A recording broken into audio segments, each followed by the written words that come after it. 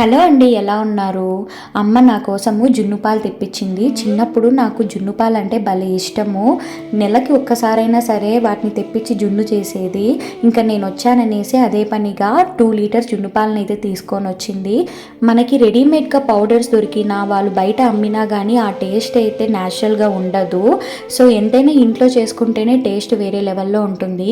ఈ జున్ను పాలు చేసుకోవడం కూడా చాలా ఈజీ. ప్యాన్లో పాలు వేసేసుకొని కొంచెం వేడయ్యాక కొంచెం సొంటి, బెల్లము, మిరియాల పొడి మొత్తం క్రష్ చేసేసుకొని వేసేసుకొని ఇలా తిప్పేసేయాలి. తర్వాత మూత పెట్టేసుకొని ఒక 40 మినిట్స్ దాకా మధ్య మధ్యలో తిప్పుకుంటే మనకి ఇలా ఆ జున్ను గడ్డలు గడ్డలుగా ఏర్పడుతుంది. దీన్ని వేడి తగ్గిన తర్వాత ఫ్రిడ్జ్లో పెట్టేసుకొని ఒక హాఫ్ అన్ అవర్ తర్వాత చల్లగా తింటే చాలా బాగుంటుంది. సో నాకు ఇంకా ఇష్టం అనేసి అమ్మ అయితే చేసేసింది.